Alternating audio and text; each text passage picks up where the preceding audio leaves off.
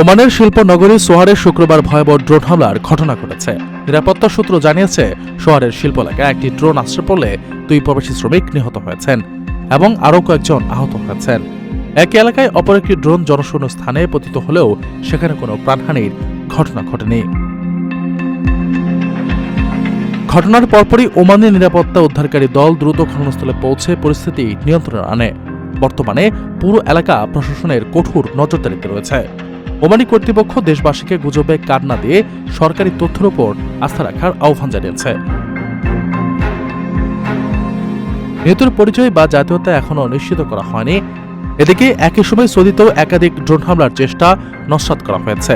রিয়াদের diplomatic quarter সহ বিভিন্ন এলাকায় কয়েকটি ড্রোন ভূপাতিত করেছে সৌদি আকাশ প্রতিরক্ষা ব্যবস্থা। মধ্যপ্রাচ্যের এই উত্তেজনা শুরু হয় গত 28 ফেব্রুয়ারি, যখন যুক্তরাষ্ট্র ইসরায়েল ইরানের উপর যৌথ হামলা চালায়। এরপর থেকে ইরান পাল্টা ক্ষেপণাস্ত্র ও ড্রোন হামলা চালিয়ে যাচ্ছে বিভিন্ন লক্ষ্যবস্তুতে। বিশ্লেষকদের মতে, চলমান এই সংঘাতের কারণে উপসাগরীয় অঞ্চলে নিরাপত্তা পরিস্থিতি আরও জটিল হয়ে উঠছে। প্রবাসীদের জন্য নির্মাণ হচ্ছে দেশের প্রথম স্মার্ট সিটি, যেখানে থাকছে স্কুল, মসজিদ, হাসপাতাল, সুইমিং পুল, হেলিপ্যাড, পাঠাগার, জিম, সুপারমার্কেট, শিশু পার্ক সহ সকল নাগরিক সুবিধা। মাত্র 30 লাখ টাকা বিনিয়োগে মিলছে আকর্ষণীয় ফ্ল্যাট। প্লাটিনাম ইনভেস্টরদের জন্য ঢাকা বিমানবন্দরে ভিআইপি প্রোটোকল সুবিধা। বিস্তারিত জানতে যোগাযোগ করুন স্ক্রিনে দেয়া হোয়াটসঅ্যাপ অথবা ইমো নাম্বারে।